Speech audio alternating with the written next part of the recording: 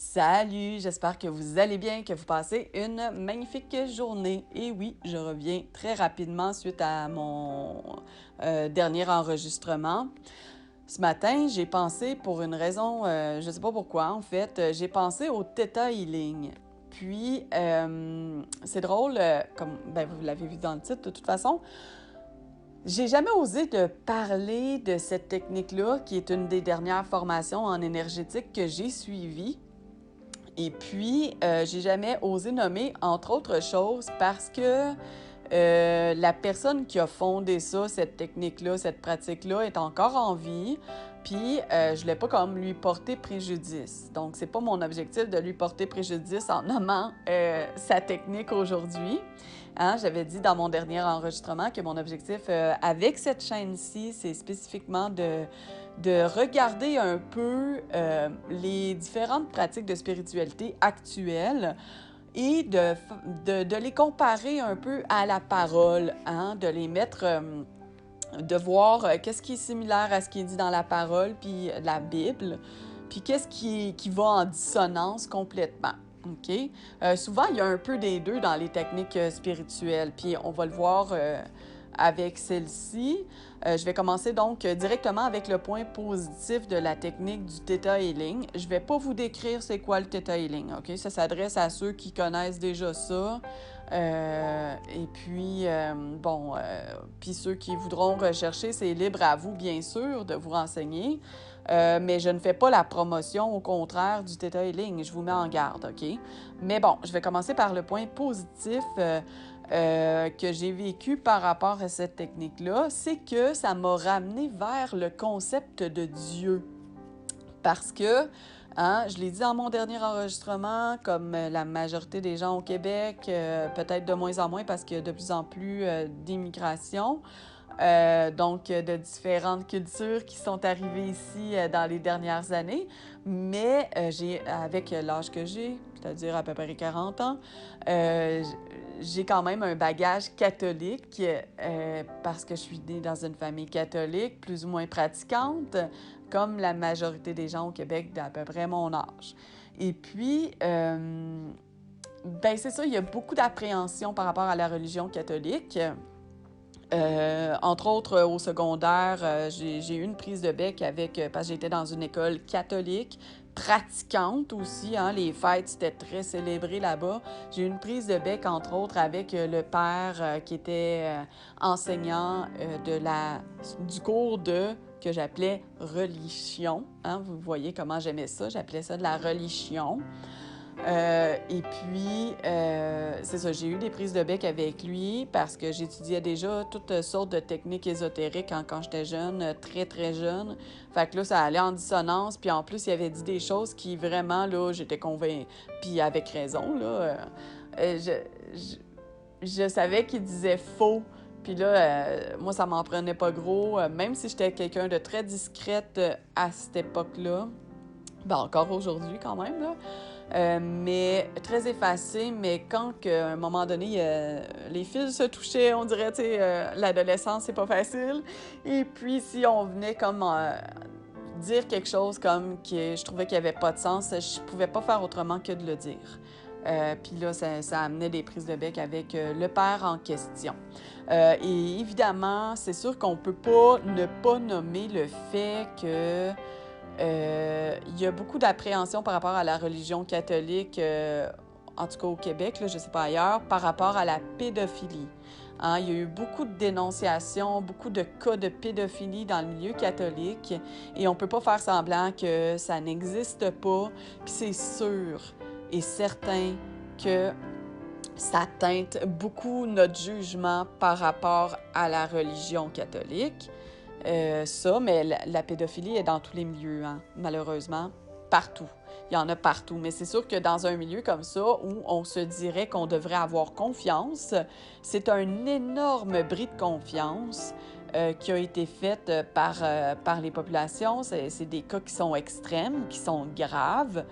Et c'est sûr que dans ce temps-là, on est très rebuté par la foi chrétienne. Il faut vraiment faire la différence entre foi chrétienne et les religions. Être chrétien, ce n'est pas une religion.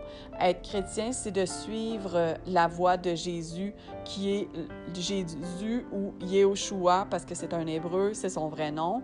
Jésus, c'est la traduction en français. Et puis, c'est de suivre sa voie à lui qui est le modèle ultime. C'est ça, être chrétien. Et dans ce temps-là, on sacrifie sa vie pour suivre Jésus.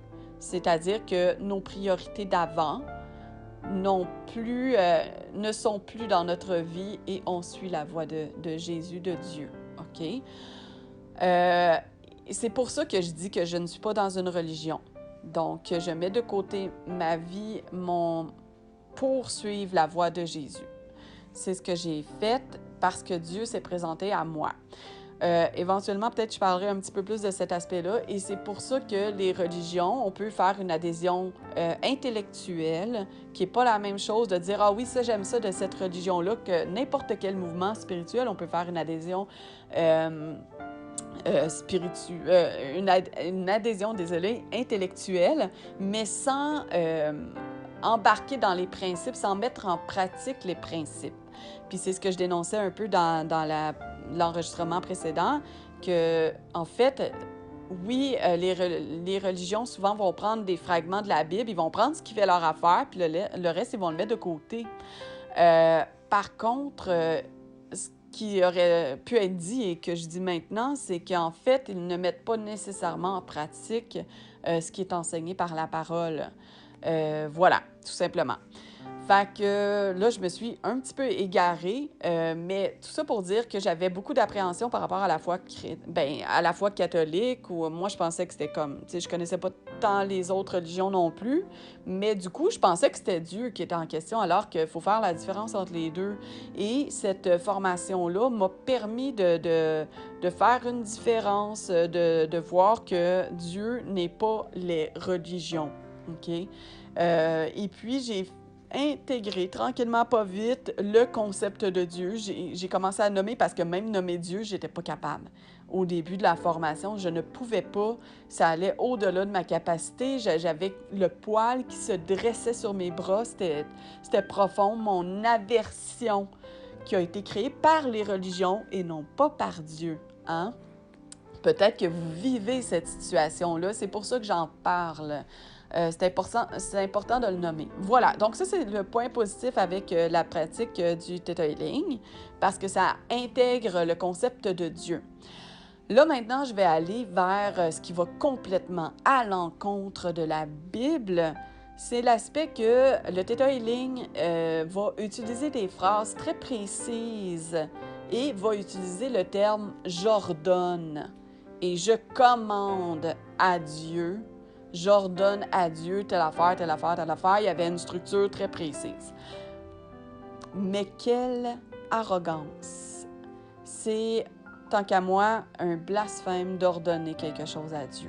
Dieu qui a tout créé, Dieu qui est tellement là... Je pense qu'il n'y a pas de mot humain pour dire sa grandeur. Parce que, tu sais, quand tu commences à observer comment le monde est fait. Juste au niveau du système de l'anatomie du corps humain, mettons, comment le corps est fait, tous les petits détails qui ont été faits, les globules blancs, les globules rouges, tout ce qui est du système lymphatique, le système sanguin, le système cardiaque, tu sais, tout c'est le cerveau qu'on comprend toujours pas aujourd'hui parce que c'est hors de notre compréhension. C'est tout Dieu qui a créé ça. Quand tu commences à regarder la nature, tous les insectes qui vont être dans certains cas nuisibles pour certaines situations et bénéfiques pour d'autres situations, hein, qui vont servir de nourriture, entre autres pour d'autres organismes vivants, de la manière que juste une petite graine qui est tombée par terre dans une craque de trottoir, c'est parce que ça, c'est un cas vécu, là. Une graine de tomate, une tomate qui était tombée de mon balcon, qui a poussé l'année suivante à l'intérieur d'une craque de trottoir ou du béton, là, je sais plus trop. N'est-ce pas merveilleux? Ça, c'est tout Dieu qui a créé ça. Fait que nous, petits êtres humains que nous sommes, nous allons ordonner et commander à Dieu de faire telle chose et telle chose, mais quelle arrogance, quel orgueil. La Bible enseigne l'humilité. Ça, je vais faire un parallèle avec le Reiki. Le Reiki, ça c'était un des bons points du Reiki, c'est que ça enseignait également l'humilité. Sauf que, comme dans tout, c'est pas parce que c'était enseigné que tous les maîtres Reiki, tous les praticiens Reiki pratiquaient l'humilité ou essayaient de mettre en pratique l'humilité, malheureusement. C'est pas tous les chrétiens qui pratiquent ou essayent de pratiquer l'humilité. OK? C'est ça la nuance. C'est pas parce que le modèle, c'est Jésus dans la Bible. Ce n'est pas les autres humains nécessairement qui nous entourent. Oui, certains peuvent être un modèle s'ils suivent la voie de Jésus, OK? Mais c'est Jésus quand même qu'il faut suivre, c'est Yahushua. Pareil comme dans le Reiki, techniquement, mettons, là, je reviendrai au Reiki, ça serait ce qui est enseigné par la pratique du Reiki qui est à suivre et non pas les humains parce qu'ils peuvent faire n'importe quoi, OK? Parce que chacun fait à sa petite sauce, là, souvent, parce que l'humain est imparfait. Bien, oui, l'humain est imparfait et, tu sais, je veux dire, il est petit et, en tout cas, là, je reviens au thème du Theta Healing. C'est pas à nous d'ordonner à Dieu quoi que ce soit. On peut lui faire des demandes. Ça, c'est biblique. Il aime ça, même Dieu, selon la façon dont on lui demande. Si on lui demande avec humilité, parce que justement, quand on fait une demande, « Ah, s'il te plaît, Seigneur, j'ai vraiment besoin de ça, je t'en supplie, gna, gna, gna, hein, un peu comme j'avais fait pour mon alcoolisme, ben j'ai reconnu ma faiblesse. Donc ça, reconnaître notre faiblesse, c'est un signe d'humilité que Dieu apprécie particulièrement. OK? Je vais vous mettre des liens par rapport à l'humilité, hein? Comme la vidéo précédente, l'enregistrement précédent, un seul lien qui va vous amener vers le site Internet directement sur la page qui est en lien avec cet enregistrement-ci. Voilà. Que vous allez avoir un support supplémentaire si ça vous intéresse, bien sûr. Voilà. Donc, à partir du moment où tu ordonnes les choses, Dieu a en horreur les orgueilleux. Ça aussi, je vais vous mettre des liens par rapport à ça.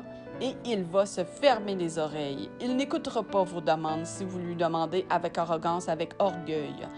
Et du coup, si vous êtes exaucé, parce que oui, il est possible qu'avec cette technique-là, vous soyez exaucé. Moi, j'ai vécu quand même une couple de guérisons, comme dans toutes les techniques énergétiques. Il y a eu des petites guérisons ici et là de certaines choses. Mais la question à se demander, si Dieu avait bloqué ses oreilles, qui vous a exaucé? Est-ce que vous voulez vraiment être exaucé par ces êtres-là? Parce que sachez qu'il n'y a que Dieu qui n'aura pas de redevance à faire, OK? Ça, je ne sais pas si j'en ai déjà parlé, j'y reviendrai, je ne vais pas m'aventurer sur ce chemin-là aujourd'hui, mais c'est ça. Fait que, tu sais, puis la technique se défendait de ça, probablement parce que ça fait un peu retrousser le poil des bras de bien des gens, de dire « Wow, je vais ordonner à Dieu ». Non, mais c'est comme si tu passais ta commande au restaurant. Ça, c'était l'argument qui était donné pour défendre cette façon de faire-là, de cette pratique-là. Sauf que je m'excuse, là, mais même au restaurant, je suis plus polie que ça. Je vais pas dire hey, au serveur, je t'ordonne de me donner un steak, exemple. Mettons. OK? Fait que je vais pas demander ça comme ça, jamais. Je sais pas, tu sais, c'est sûr que la technique vient d'une anglophone. Je sais pas comment ça se fait, tu sais, de passer sa commande pour les anglophones. Je ne suis pas tellement bilingue, fait que je sais pas comment que c'est la structure de phrase, mais en français, on fait jamais ça de demander comme ça, là. C'est beaucoup plus poli. Il me semble qu'on le fait. J'aimerais ça avoir telle chose, s'il vous plaît, blablabla. Bla, bla. Tu sais, on va pas dire j'ordonne, je commande ci, ça. Tu sais, il me semble, c'est fret un petit peu, hein?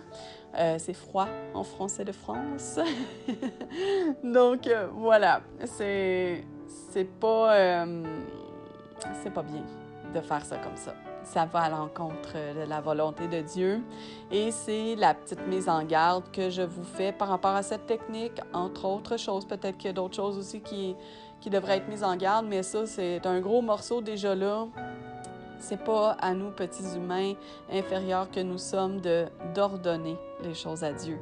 Apprenez à faire confiance à Dieu. Quand on n'est pas exaucé aussi par Dieu, peut-être qu'il y a des raisons. Peut-être qu'on a un apprentissage à recevoir de ça. Peut-être qu'on est en formation. Si on est chrétien, né de nouveau, peut-être que j'irai sur ce thème-là éventuellement, né de nouveau. Donc, un vrai chrétien converti qui veut suivre la voie de Jésus. À ce moment-là, des fois, on a des formations, puis on passe par des petites épreuves pour être bien formé. Tout simplement, hein? Comme à l'école, on passe des examens, il faut étudier, il faut mettre en pratique certaines choses, il faut mettre en place certaines choses. C'est pas tout le temps facile, mais éventuellement, on passe cet examen, puis on passe à une matière, un niveau supplémentaire, mettons. Exemple, OK? Bon, bref. Fait que voilà, si vous avez des questions, commentaires, réflexions, vous pouvez les passer. Vous pouvez directement le faire sur le site Internet. Je vais être beaucoup plus à l'affût de répondre sur le site Internet directement, partageonslaparole.org. Autrement, je ne suis pas nécessairement tout le temps en train de regarder mes messages sur YouTube. Je vais essayer de le faire. Voilà, portez-vous bien. Que le Seigneur éclaire votre chemin en tout temps. Je vous encourage vraiment à regarder les choses avec un peu de recul parce que des fois, c'est sûr que quand on aime beaucoup une technique, on n'a pas envie d'entendre des choses qui vont à l'encontre ou des choses qui ne sont pas nécessairement à l'encontre, mais qui met un peu en doute certains aspects d'une technique qu'on aime beaucoup.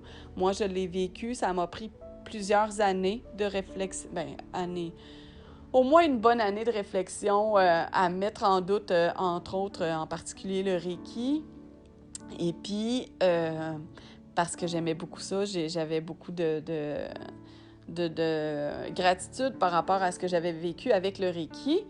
Mais à un moment donné, il faut le faire. C'est ça. Si le Seigneur nous appelle à le faire, ça va être fait de toute façon. Sur ce, portez-vous bien, soyez bénis au nom de Jésus, de Yahushua, et à la prochaine. Bye bye!